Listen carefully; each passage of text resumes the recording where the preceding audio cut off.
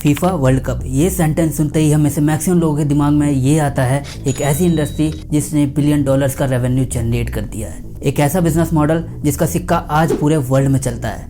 और ये बात कुछ हद तक सही भी है और गलत भी। सवाल तो कई सारे बनते हैं, क्यों ऐसा कि वर्ल्ड का जो एक छोटा सा देश है उसको फीफा वर्ल्ड कप जैसे प्लेटफॉर्म की होस्टिंग मिल जाती है। क्यों एक वर्ल्ड का एक छोटा सा देश कतर 220 बिलियन डॉलर्स खर्च कर देता है सिर्फ और सिर्फ फीफा वर्ल्ड कप ताकि उनके देश में हो जाए। कतर ये जानते हुए भी कि इससे कहीं ना कहीं उनको लॉस ही होगा, तब भी उन्होंने इतना बड़ा अमाउंट इस पर खर्च कर दिया। और आज हम यही चीजें देखने वाले हैं इस वीडियो में कि ऐसा क्यों और कैसे हो गया। Seems that Qatar is host not just to the World Cup games but also to business, political and even geopolitical developments on the sidelines, with ministers, royalty, other prominent figures apparently making deals in the desert. Smaller than Connecticut, the tiny Gulf state of Qatar is about to host the world's biggest football tournament. Collective statement criticizing Qatar's human rights record. There have been concerns about how LGBTQ+ fans will be treated.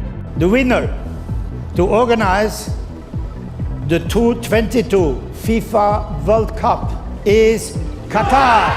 So hi guys, my name is Aftab Khan, back with another गजब and knowledgeable video. FIFA world cup एक ऐसा business model है जो कि reality में कोई business ही नहीं है। जी हाँ, सही सुना आपने। फीफा वर्ल्ड कप एक रियलिटी में एक एनजीओ की तरह है, ऑर्गेनाइजेशन है जिसका main am non for profit है। तो फिर कैसे FIFA world cup billion dollars छाप रहा है नॉन प्रॉफिट ऑर्गेनाइजेशन होके भी? तो ये समझने से पहले हम ये जानते हैं कि फीफा के लिए पूरी दुनिया क्रेजी क्यों है और कतर जिसकी आबादी सिर्फ 30 लाख है, जहां बंजर रेगिस्तान, गर्मी, सिक्योरिटी, आर्मी, सब चीज की अदर कंट्रीज के कंपैरिजन में कमी है सिर्फ और सिर्फ पैसे को छोड़ के। फिर भी कतर ने 220 बिलियन डॉलर्स क्यों खर्च कर दिए सिर्फ और सिर्फ फीफा को होस्ट करने के लिए? वैसे तो वर्ल्ड में इस चीज को लेकर काफी हाइप बना हुआ है। लोगों का कहना है कि यूएसए, साउथ कोरिया, जापान ऐसे देशों को छोड़ के कतर को क्यों होस्टिंग मिल गई, ऐसा क्या हुआ है, बीच में पैसा खिलाया गया, बहुत सारी हाइप हुई है, बहुत सारे बॉयकॉट वाले नारे चलाए गए हैं, पर फिर भी कतर के पास तो होस्टिंग आ ही चुकी है। ये एक अलग टॉपिक है, आप कहोगे तो हम इस पे भी वीडियो आपके लिए लेके आएंगे। आज हम जो भी हम इस पे बात करने वाले हैं वो पूरी तरह से हम बिजनेस पॉइंट ऑफ व्यू से देखेंगे, कतर को भी और फीफा वर्ल्ड कप को भी। कतर जो कि बाकी अदर गल्फ कंट्रीज की तरह एक ऑयल बेस्ड इकोनॉमी वाली कंट्री है, like Saudi Arabia, UAE, Dubai, इनकी तरह इनकी भी इकोनॉमी ऑयल बेस्ड है। पर आज की डेट में दुबई और यूएई पूरी तरह से कन्वर्ट हो गया है। दुबई ऑयल बेस्ड इकोनॉमी से पूरी तरह से बाहर आ चुकी है। वर्ल्ड के लिए फॉरेन ट्रेड, बिजनेस हब और टूरिस्ट प्लेस से बिलियन डॉलर जनरेट करती है आज की डेट में दुबई। और दुबई ऐसा कर पाई है जस्ट बिकॉज ऑफ उन्होंने काम किया टेक्नोलॉजी पर, यूनिकनेस पर और बिजनेस पर। यूनिकनेस लाइक दुबई की स्काई स्क्रैपर्स बिल्डिंग, बुर्ज खलीफा, 7 स्टार होटल, बुर्ज अल अरब, डिज्नीलैंड जैसा मिरेकल गार्डन। और यही चीजें आज की डेट में कतर कहीं ना कहीं अपने देश में इंप्लीमेंट करना चाहता है। वो अपने देश को ऑयल बेस्ड इकोनॉमी से कन्वर्ट करना चाहता है एक बिजनेस मॉडल पर ले जाने के लिए, क्योंकि कहीं ना कहीं कतर को मालूम हो चुका है वक्त के साथ साथ उनके पास भी ऑयल की कहीं ना कहीं कमी आ ही जाएगी और उनको ऑयल बेस्ड इकोनॉमी को कन्वर्ट करना ही पड़ेगा। दैट्स वाई उन्होंने ये सोच के अपने फीफा वर्ल्ड को ऑर्गेनाइज कराने का मेन एम उनका ये है।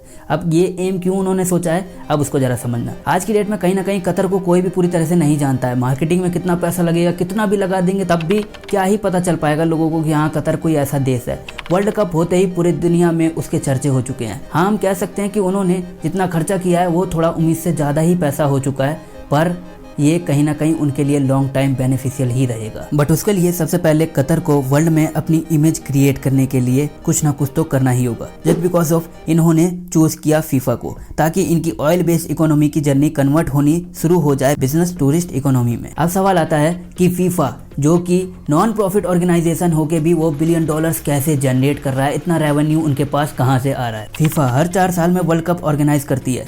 फीफा का बेसिकली मतलब है federation international de football association. According to FIFA organisation, इनका कहना है कि फीफा के पास 95% ऑफ रेवेन्यू आता है सिर्फ और सिर्फ वर्ल्ड कप से। दैट्स वाई लास्ट 2018 के वर्ल्ड कप में फीफा ने 4.6 बिलियन रेवेन्यू जनरेट किया सिर्फ और सिर्फ वर्ल्ड कप के बदौलत। फीफा के different types of revenue sources हैं, लाइक टेलीविजन राइट्स। फीफा को 50% रेवेन्यू मिलता है और इस बार फॉक्स स्पोर्ट्स ने टेलीविजन राइट्स के लिए 440 मिलियन पे किया फीफा को, जस्ट बिकॉज ऑफ ताकि फीफा वर्ल्ड कप उनके टीवी चैनल पर आ सके। Second is marketing rights. FIFA partners FIFA world cup sponsor, regional sports और नेशनल सपोर्टर्स, इन सभी से फीफा अपने राइट्स मिलियंस ऑफ डॉलर्स में बेचती है। And third is licence rights. Royalty और ब्रांड लाइसेंसिंग राइट्स को सेल करके फीफा मिलियंस डॉलर्स जनरेट करती है। And the fourth main source of income is match में टिकट्स, हॉस्पिटैलिटी, राइट्स, एकोमोडेशन से भी मिलियन डॉलर्स जनरेट करती है फीफा। आपको क्या लगता है कि कतर जो ऑर्गेनाइज कर रही है ये चीज, टिकट का पैसा या खाने पीने का पैसा, हर चीज का पैसा कतर के पास होता होगा? नहीं,